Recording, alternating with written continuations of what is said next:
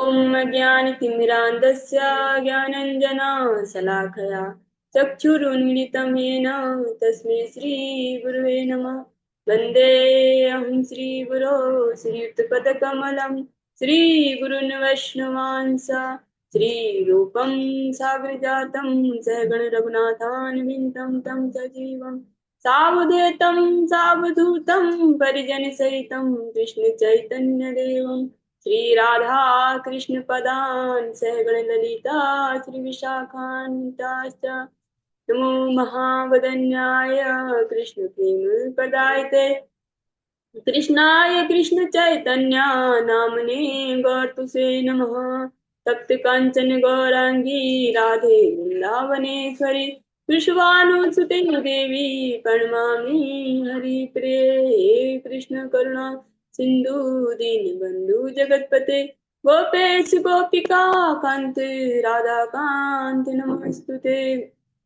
वृंदाय तुलसी देव्ये प्रियाय केशवस्य च कृष्ण भक्ति पदे देवी सत्यवते नमो नमः। वाञ्छा कल्पतरुभ्यश्च कृपा सिन्धुभ्य एव च पतितानां पावनेभ्यो वैष्णवेभ्यो नमो नमः। जय श्री कृष्ण चैतन्य प्रभु नित्यानंद श्री अद्वैत गदाधर शिवासादि गौर भक्त वृंद। हरे कृष्ण कृष्ण कृष्ण हरे हरे हरे राम राम राम हरे हरे। सर्वप्रथम भगवान के अभिन्न प्रकाश विग्रह गुरुपाद पद्म त्रिदंडी स्वामी अष्टोत्तर शिष्य भक्ति प्रसाद विष्णु गोस्वामी गुरुदेव महाराज के चरण कमलों में कोटि कोटि दंडवत ज्ञापन करते हुए उनकी अहेतु की कृपा की प्रार्थना करती हूँ वे हम पे कृपा करे ताकि निज कर्ताभिमान भाव को छोड़कर केवल उनकी वाणी के वाहक के रूप में अपना परिचय दे सकें।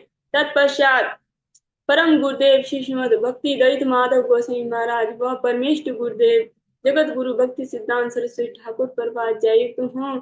श्रीमान नित्यानंद प्रभु जययुक्त हूँ। युगा अवतार चैतन्य महाप्रभु जययुक्त हूँ। वृंदावन बिहारी राधा गोपीनाथ भगवान जययुक्त हूँ। भगवान के समस्त नाम भगवान के समस्त धाम भगवान के समस्त पार्षद जययुक्त हूँ। हम पे कृपा वर्षण करे ताकि हमारे हरि नाम मेरे हरि गुरु वैष्णव सेवा में रुचि उत्पन्न हो सके।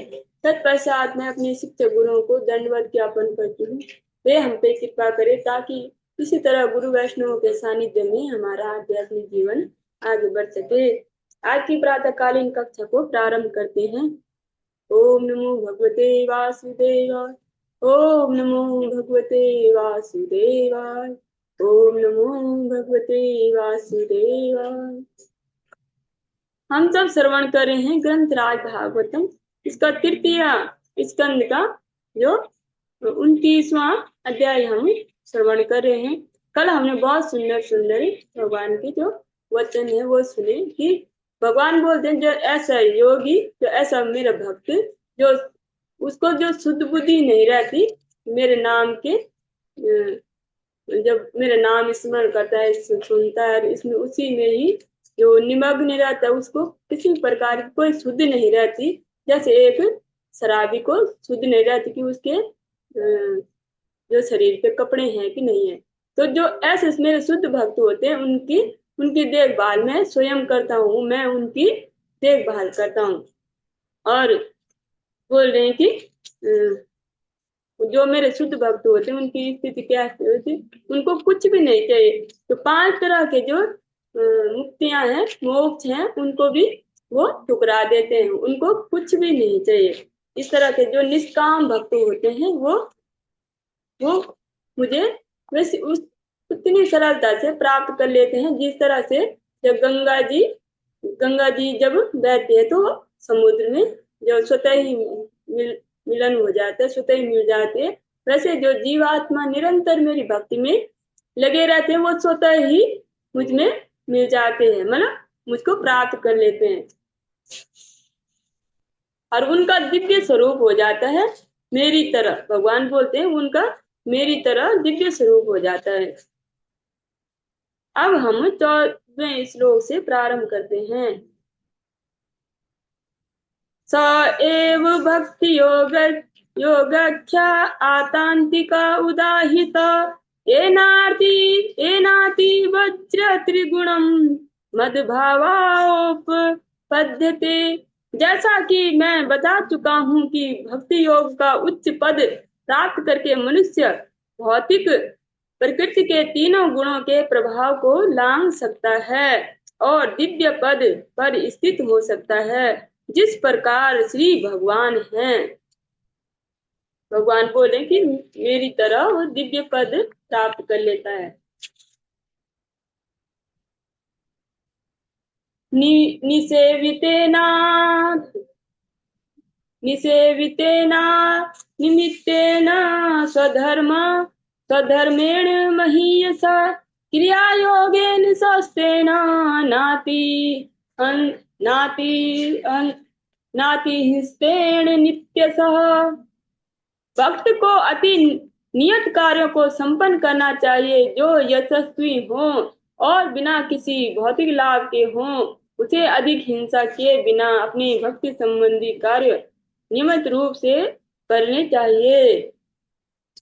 भगवान बोल रहे हैं कि उसको निरंतर जो जो अपने नियत कार्य हैं, जो उनके स्वधर्म हैं, जो उसको उनका भी मतलब पालन करके भगवान का निरंतरता स्मरण करके वो भक्ति योग में निरंतर बने रहना चाहिए। निरंतर भक्ति योग में को कार्यों को संपन्न करना चाहिए जो यशस्वी हो और बिना भौतिक लाभ के हो। जो हो तो बहुत ही उत्तम, लेकिन उनका जो मनोभीष्ट है वो भौतिक लाभ न होके केवल सामान्य जीवन का निर्वाह करना हो, यथा योग्य से भिन्न अनासक्त हो। या यशस्वी तो हो वो तो महान कार्य भी हो, लेकिन वो क्या है, बिना भौतिक लाभ के हो। उसे अधिक हिंसा किए बिना, मतलब अधिक हिंसा अधिक मारामारी किए बिना उसे क्या करना चाहिए, अपने भौतिक संबंधी कार्यों नियमित रूप से करने चाहिए बिना किसी आसक्ति के।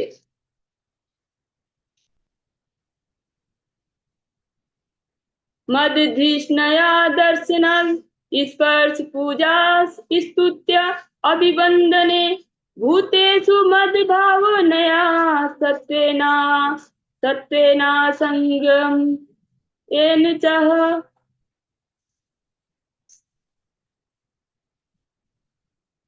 भक्त को नियमित रूप से मंदिर में मेरी प्रतिमा का दर्शन करना चाहिए, मेरे चरण कमलों का स्पर्श करना चाहिए और पूजा सामग्री एवं प्रार्थना अर्पित करना चाहिए। उसे बहुत सात्विक भाव से वैराग्य दृष्टि रखनी चाहिए और प्रत्येक जीव को आध्यात्मिक दृष्टि से देखना चाहिए। जो भक्त के लक्षण बोल रहे हैं, कुछ जो नियमित भगवान के मंदिर में भगवान के दर्शन करने चाहिए और भगवान के चरण कमलों का जो ध्यान करना चाहिए, स्पर्श करना चाहिए। वो ही कर सकता है स्पर्श, जो मतलब भगवान को जो स्पर्श करने का बहुत ही मतलब जो शुद्धता का और शुचिता का जो नियम पालन करते हैं। और जिनको नियम जो पालन नहीं करते उनको भगवान के श्री विग्रह कभी स्पर्श नहीं करनी चाहिए। प्रत्येक जीव को आध्यात्मिक दृष्टि से देखे और सभी जीवों को आध्यात्मिक दृष्टि से देखे कि ये जीवात्मा है और त्रस्त है, दया भाव तरीके इस तरह से जो वो देखे। इस रोग में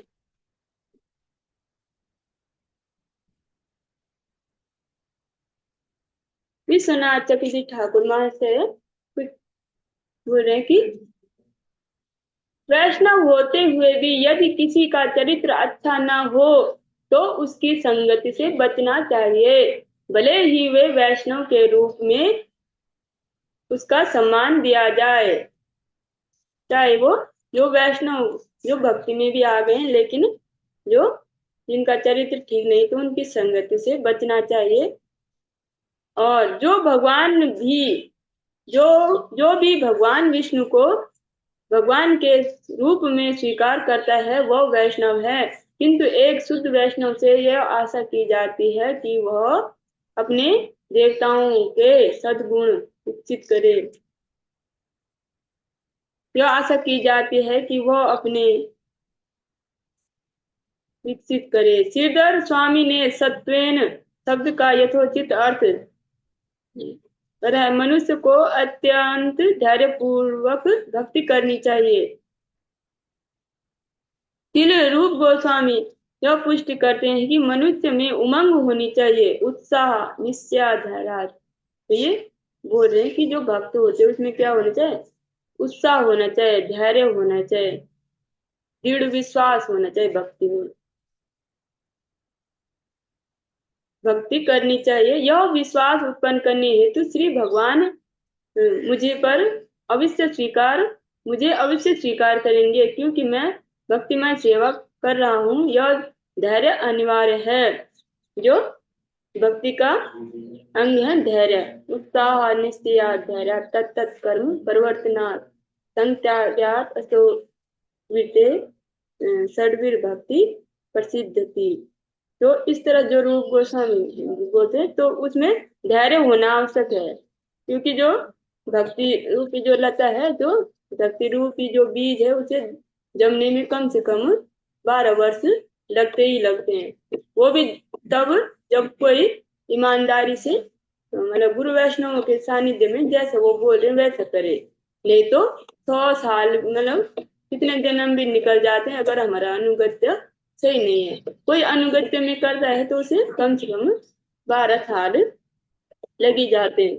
तो बोले इसमें धैर्य भी होना चाहिए, क्योंकि मैं ईमानदारी से बोले कि मैं जो भक्तिमय सेवा कर रहा हूँ, ये धैर्य भी आवश्यक है। महता बहुमानेन दीनानाम अनुकंपया मैत्र्या चावत्यम तुल्येषु यमेना नियमेन चह। शुद्ध भक्त को चाहिए कि गुरु तथा आचार्यों को सर्वोच्च सम्मान प्रदान करे, भक्ति करे, उसे दीनों पर दयालु होना चाहिए और अपनी बराबरी के व्यक्तियों से मित्रता करनी चाहिए, किंतु उसके सारे कार्यकलाप नियम पूर्वक तथा इंद्रिय संयम के साथ संपन्न होने चाहिए। जो शुद्ध भक्त के लक्षण कार्य क्या होना चाहिए? जो गुरु हैं और जो अपने शिक्षक गुरु हैं और आध्यात्मिक गुरु हैं, उनको सर्वोच्च स्थान प्रदान करना चाहिए और जो लोग हैं उनके दीनों के प्रति दयालु होना चाहिए, जो चाहते हैं कि भक्ति में आ जाए। सबके प्रति जीवे दया कृष्ण नाम सर्वधर्म सार। और अपनी जो बराबर है, जो अपने समकक्ष है और सजाते हैं, उनके साथ मैत्रीपूर्वक ढंग से रखने चाहिए। और ये कार्य उनको क्या करना चाहिए? नियम पूर्वक इंद्रिय संयम के साथ संपन्न होनी चाहिए, क्योंकि जो भक्त जो रहते हैं तो उनको मैत्री कोई ऐसा नहीं थी, लेकिन वो क्या करते हैं? आध्यात्मिक गोष्ठी, जो आध्यात्मिक भगवान के जो कथाएं होती हैं, जो उनके जो संचय होते हैं, ददाति प्रतिगृह्णाति भूयम आकाति पृच्छति उक्ते भोगोते चैव षड्वीर भक्ति षड्वीर प्रीति लक्षणम।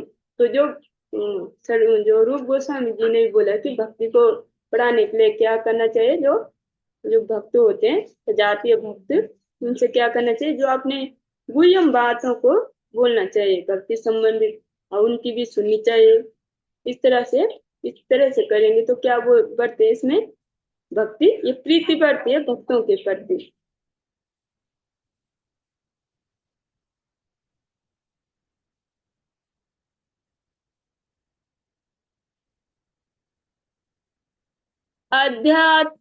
आध्यात्मिकानु आध्यात्मिकानुसर्वणान् नाम संकीर्तनाच्य में आर आर्जीवेनार्या संगेन निरहंकार्या निरहंक्रियाया। तथा भक्त को चाहिए कि वो सदैव आध्यात्मिक बात ही सुने और अपने समय का सदुपयोग श्री भगवान के पवित्र नाम के जप में करे। उसका आचरण सुस्पष्ट सरल हो और यद्यपि वह सबके प्रति मैत्रीपूर्ण होता है और किसी की ईर्ष्या नहीं करता, फिर भी उसे उन व्यक्तियों की संगति से बचना चाहिए जो आध्यात्मिक दृष्टि से उन्नत नहीं है। ये सब बहुत सुंदर सुंदर वचन श्री भगवान स्वयं अपने मुंह से हम जैसे जीवों पे दया करके और हमारे जो भी भक्ति से संबंधित जो भी संशय है उसको श्री भगवान अपने सुंदर वचनों से उन संशयों को छिन्न भिन्न करें। जो भी बातें भगवान बोल रहे हैं वो हमारे लिए कितनी अमृत तुल्य है। बोल रहे हैं कि भक्त को चाहिए कि सदैव आध्यात्मिक बात ही सुने। तो यही प्रयास रहना चाहिए कि हम भगवान के प्रति ही बात सुने। जो जो भी, क्योंकि आजकल ज्यादातर सोशल मीडिया में लोग रहते हैं, तो भगवान के जो कीर्तन सुने और जो भी, ऐसा नहीं कि सबके ही, और गुरु महाराज जी की कथा सुने, तो ऐसे सुन के या भक्तों के पर उसमें भी चर्चा चलाएं कि भक्त की जो चरित्र सुने। इससे क्या होगा, जो हमें अलग अलग चीजों जिसके लिए हम सुनते हैं उनमें तो हमें अरुचि हो जाएगी और भगवान के नाम से हमें प्रीति हो जाएगी। हमेशा अपने समय का सदुपयोग करे और अपने समय को सदुपयोग करे भगवत सेवा में, भगवान की कथा सुनने में, भगवान का जो ग्रंथ अध्ययन में। जो अपने समय का सदुपयोग करें, कभी दुरुपयोग ना करें। श्री भगवान के पवित्र नाम का जप करें, उसका आचरण सुस्पष्ट हो और भक्त का आचरण क्या हो, स्पष्ट हो और सरल हो। यद्यपि वह सबके प्रति मैत्रीपूर्ण होता है, क्योंकि जो भक्त शुद्ध भक्त होते हैं यद्यपि उनका सबके साथ समान भाव रहता है। आगे भी हमने श्रवण किया कर रखा था, सभी जीवों को समभाव से देखे, लेकिन फिर भी उस भक्त को क्या चाहिए कि जो आध्यात्मिक रूप से उन्नत नहीं है और जिनके संग से उसकी भक्ति विनष्ट हो सकती है। और क्योंकि वो तो जो जिनमें जिसको रस आएगा वो ही करेंगे, निंदा करेंगे या तो किसी का कुछ भी करेंगे, मतलब भक्ति से संबंधित कुछ कार्य न करके भक्ति के जो प्रतिकूल आचरण करेंगे तो उसका कुछ न कुछ प्रभाव उस पर भी पड़ेगा, या उसका समय नष्ट होगा और उस पे भी प्रभाव पड़ेगा। तो बोल रहे हैं, भगवान स्वयं बोल रहे हैं कि ऐसे लोगों के से संगति से बचना चाहिए जो आध्यात्मिक दृष्टि से उन्नत नहीं है।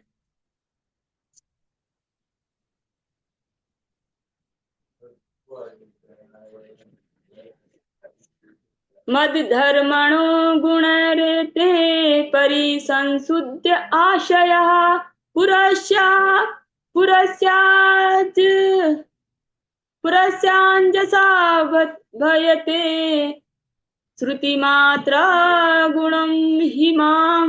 मद्धर्मणो गुण ते परिसंसुद्ध आशयः पुरस्यांजसा भयेति श्रुतिमात्रा गुणं हिमां। जब मनुष्य इन समस्त लक्षणों से पूर्णतया संपन्न होता है और इस प्रकार उसकी चेतना पूर्ण रूपेण शुद्ध हो जाती है, तो वह मेरे नाम या मेरे दिव्य गुण के श्रवण मात्र से तुरंत आकर्षित हो जाता है। जब बोले कि जो भक्त शुद्ध हो जाता है तो मेरे नाम और दिव्य गुणों के श्रवण मात्र तुरंत आकृष्ट हो जाता है और तुरंत उनमें अष्ट सात्विक विकार उत्पन्न हो जाते हैं। जैसे हमने अपने जो हमने वैष्णव चरित्र सुने कि कैसे करके उनको भगवान के नाम सुनते ही उनमें अष्ट सात्विक विकार हो जाते हैं। भगवान की लीला का स्मरण करते ही उनमें अष्ट सात्विक विकार उत्पन्न हो जाते हैं। तो ऐसे वो शुद्ध भक्त क्या होते हैं, तुरंत बोल के मेरे नाम से प्रति आकृष्ट हो जाते हैं। यथा वात रथो घ्राणा मावृंक्ते गंध आसियात् एवं योगरतं चेता आत्मानम् अविकार्यत्।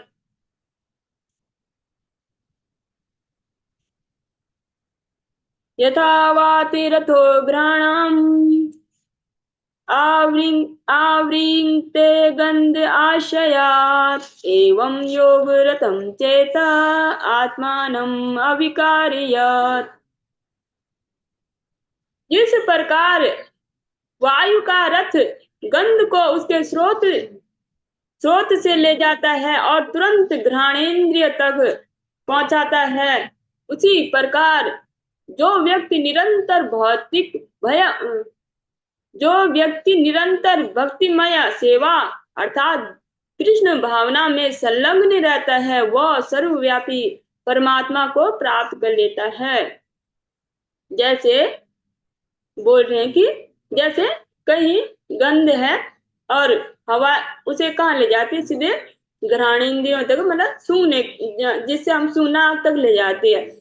तो उसी तरह जो भक्तिमय मार्ग क्या है, तो वो भगवान तक ले जाता है, भगवान को मतलब आसानी से भगवान तक ले जाता है। अहम सर्वेषु भूतेषु भूतात्मावस्थिता सदा तमवज्ञाय मामृत्या कुरुते अर्चा विडम्बनम्।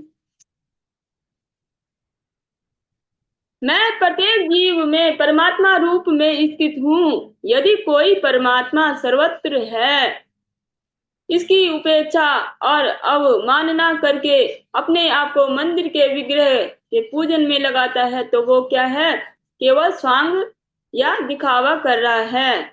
जो ऐसे जो जीव होते हैं, ऐसे जो व्यक्ति होते हैं, वो क्या करते हैं कि वो बोले कि मैं प्रत्येक जीव का परमात्मा हूँ और सब में स्थित हूँ। या कोई परमात्मा सर्वत्र है, इसकी उपेक्षा करता है कि मैं, भगवान बोल रहे हैं कि मैं सर्वत्र हूँ और सब जगह हूँ। अगर कोई व्यक्ति मुझे सर्वत्र ना देख कर और केवल मंदिर में अर्चा विग्रह को ही बोले कि यही भगवान है और सब में भगवान नहीं है, तो वो क्या है, वो स्वांग कर रहा है। स्वांग मतलब दिखावा कर रहा है। भगवान बोल रहे हैं वो दिखावा कर रहे हैं, क्योंकि ऐसे जीव केवल कि हाँ भाई मंदिर में भगवान रहते, भगवान हर जगह नहीं रहते, तो वो क्या बोले, भगवान वो क्या कर रहे, स्वांग कर रहे। यो मां सर्वभूतेषु संत महात्मा संतम आत्मानम ईश्वरम हित्वार्चा भजते मौढ़यात् भस्म अन्येव जुहोति सह। जो मंदिरों में श्री भगवान के विग्रह का पूजन करता है, किंतु यह नहीं जानता कि परमात्मा रूप में परमेश्वर प्रत्येक जीव के हृदय में आसीन है, वो अज्ञानी है। और उसकी तुलना उस व्यक्ति से की जाती है जो राख में आहुति डालता है। जो भगवान को सर्वव्यापी न मान के और केवल मंदिर में ही यहीं पे भगवान है, सर्वव्यापी नहीं मानता है और सब जीवों के हृदय में विराजमान, ये बात नहीं मानता है, तो क्या करता है, वह अज्ञानी है। वो अज्ञानतावश कोई जैसे बुझी हुई राख में आहुति डालता है, जो राख में आहुति डालते हैं, इस तरह से है। द्वेषतः परिकाये मां मानिनो भिन्न दर्शिना भूतेषु बोधवैरस्या न मना शांतिमिच्छति।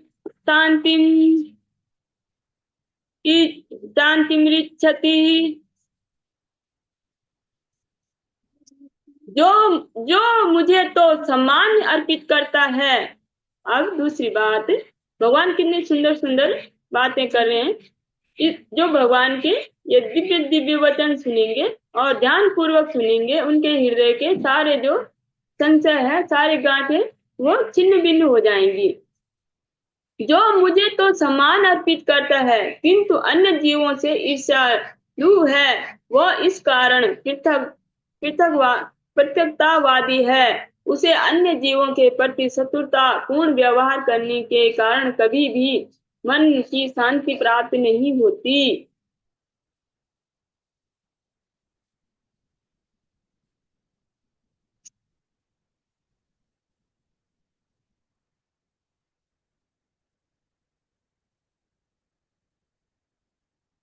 अहम अहम उच्चावत चैर्दव्ये क्रियोत्पन्ना क्रियोत्पन्नया नघे।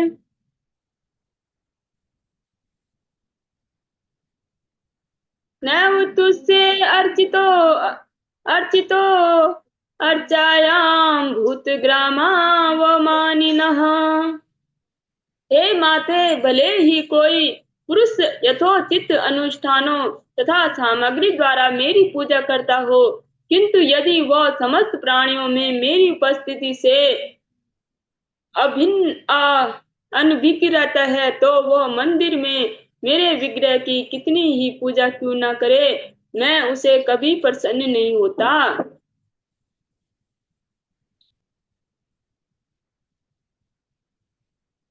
जो भगवान को सर्वत्र नहीं देखता, तो भगवान बोल रहे हैं, और सभी कारणों का कारण नहीं मानता, तो वो क्या है, वो भगवान बोल रहे हैं कि वो मेरी कितनी भी पूजा करे, मैं उससे कभी प्रसन्न नहीं होता।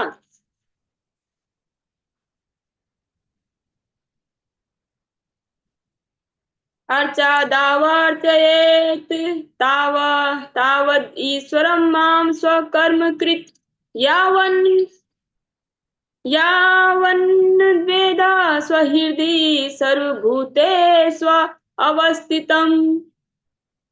मनुष्य को चाहिए कि अपने निर्दिष्ट कर्म करते हुए श्री भगवान के अर्चा विग्रह का तब तक पूजन करता रहे जब तक भले अपने हृदय में तथा साथ ही साथ अन्य जीवों के हृदय में मेरी उपस्थिति का अनुभव ना हो। भगवान यहाँ पे बोल रहे हैं कि मनुष्य को चाहिए कि निर्दिष्ट कर्म करते हुए श्री भगवान की अर्चा विग्रह का तब तक पूजन करते रहें जब तक अपने हृदय में तथा अन्य के हृदय में भगवान की उपस्थिति अनुभव ना करे। भगवान बोल रहे हैं कि तब तक भक्ति योग में लगे रहना चाहिए, और जब तक उसके बाद भी लगे रहना चाहिए तब तक वो स्वयं के हृदय में और अन्यों के हृदय में भगवान को ना देखे, जो भगवान को सर्वत्र ना देखे, जब तक भगवान के दर्शन ना हो तब तक उसे भगवान को भक्ति में लगे रहना चाहिए। आत्मनस्त्यापरस्यापि यः करोत्यन्त रोद रोदरं तस्य भिन्नादृशो मृत्युर्विद्यते भयमुल्बणम्।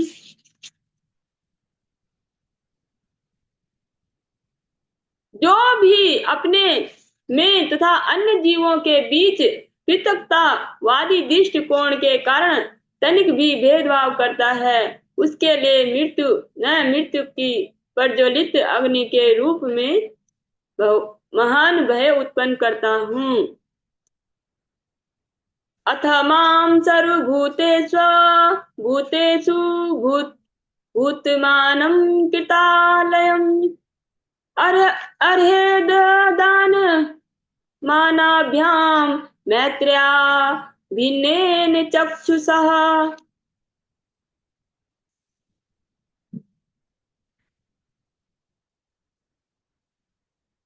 अतः दान तथा सत्कार के साथ साथ मैत्रीपूर्ण आचरण से तथा सभी पर एक सी दृष्टि रखते हुए मनुष्य को मेरी पूजा करनी चाहिए, क्योंकि मैं सभी प्राणियों में उनके आत्मा के रूप में निवास करता हूँ।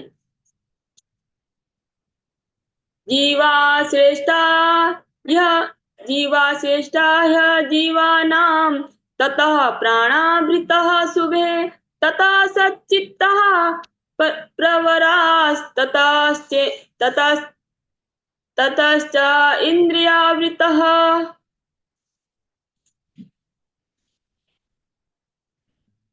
जीवः श्रेष्ठाय जीवानां तथा प्राणावृता शिवे तथा सच्चिता प्रवरास्ततश्च इंद्रियाः वृत्तयः। हे कल्याणी माँ, जीवात्मा अचेतन पदार्थों से श्रेष्ठ है और इसमें से जो जीवन के लक्षणों को प्रकट करते हैं वे श्रेष्ठ हैं। इनकी अपेक्षा विकसित चेतना वाले पशु श्रेष्ठ हैं और इनसे भी श्रेष्ठ वे हैं जिन्होंने इंद्रियानुभूति विकसित हो चुकी है। अब भगवान बोल रहे हैं कि हे माँ, जीवात्मा अचेतन पदार्थों से श्रेष्ठ है। जो अचेतन है, जैसे जिनमें चेतना नहीं है, जैसे पत्थर है, तो जीवात्मा क्या है, उनसे श्रेष्ठ है। फिर क्या है बोल रहे हैं, और इनसे जो जीवन के लक्षणों को प्रकट करते हैं वो श्रेष्ठ हैं। इनकी अपेक्षा विकसित चेतना वाले पशु श्रेष्ठ हैं और इनसे भी श्रेष्ठ वे हैं जिन्होंने इंद्रियानुभूति विकसित हो चुकी है। मतलब मनुष्य को बोले कि जिनमें इंद्रियानुभूति विकसित हो चुकी है। तत्रापि स्पर्श वेद्येभ्यः परवरा रसवेदिना तेभ्यो गन्धविदा श्रेष्ठा तथा शब्दो विदो वरः। इंद्रिय वृत्ति से युक्त जीवों में से जिन्होंने स्वाद की अनुभूति विकसित कर ली है वे उन जीवों से श्रेष्ठ हैं जिन्होंने केवल स्पर्शानुभूति विकसित की है, इनसे भी श्रेष्ठ हैं। जिन्होंने गंध की अनुभूति विकसित कर ली है, इनसे भी श्रेष्ठ हैं। जिनकी सर्वणेन्द्रियां विकसित हैं। विभिन्न प्रकार से भगवान जो अचेतन वस्तु से कैसे जो जीवों का विकास है और श्रेष्ठता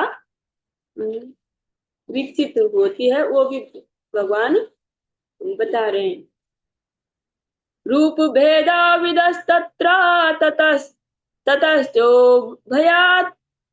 भयतो दतः तेषां बहुपदा श्रेष्ठा चतुष्पदा ततो द्विपाद। अब बोल रहे भगवान, ध्वनि सुन सकने वाले प्राणियों की श्रेष्ठ अपेक्षा वे श्रेष्ठ हैं जो एक रूप तथा दूसरे रूप में अंतर जान लेते हैं।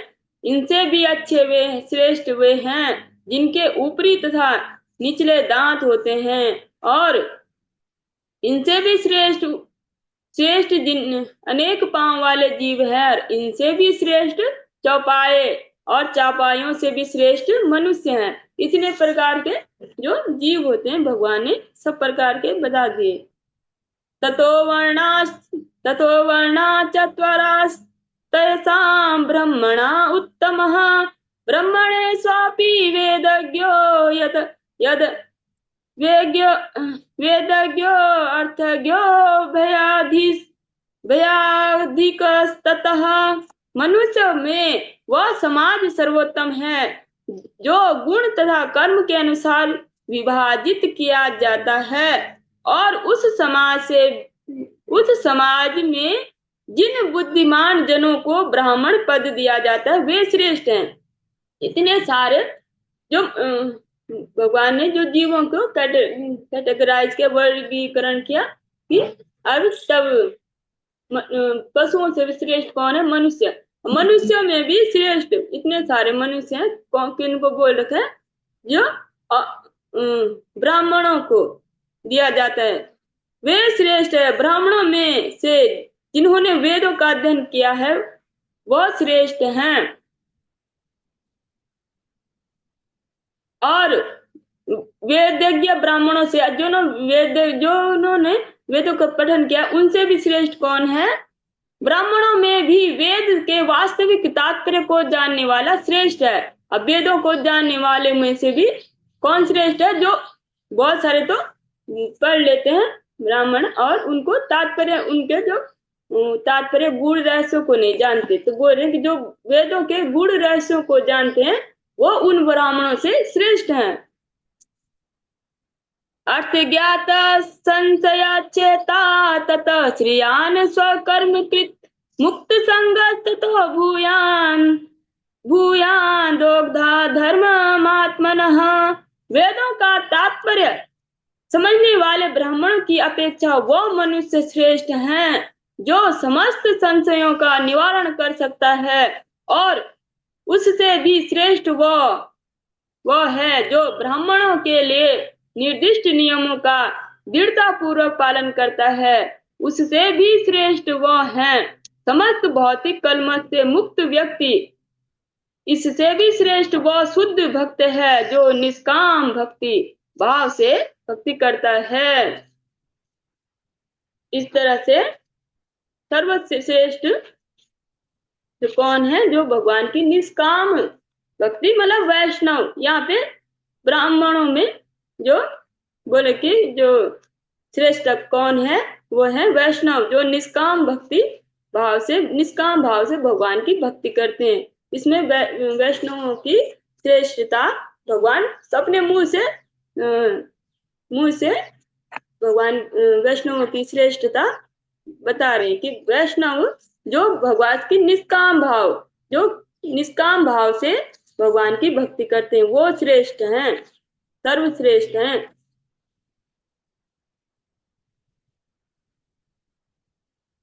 तस्मान् मया अर्पिता से सा क्रियार्थात्मा निरंतरा मया अर्पितात्मना पुंसो मयि सन्नास्त तत्कर्म नस्तत् कर्मकः न पश्यामि परम भूतम् अकर्तुं समदर्शिनात्।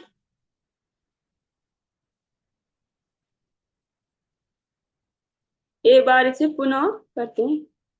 तस्मान् मयि अर्पितास्य स क्रियार्थात्मा निरन्तरा मया अर्पितात्मना पुंसो मयि संसस्त कर्मणः न पश्यामि परम भूतम् न कर्तुं समदर्शिनात्। अतः मुझे उस व्यक्ति से बड़ा कोई नहीं दिखता जो मेरे अतिरिक्त अन्य कोई रुचि रखता है, और जो अनवरत मुझे ही अपने समस्त कर्मों तथा अपना संपूर्ण जीवन अर्थात सर्वस्व अर्पित करता है। भगवान बोलते हैं मुझे उससे बड़ा कोई नहीं दिखता।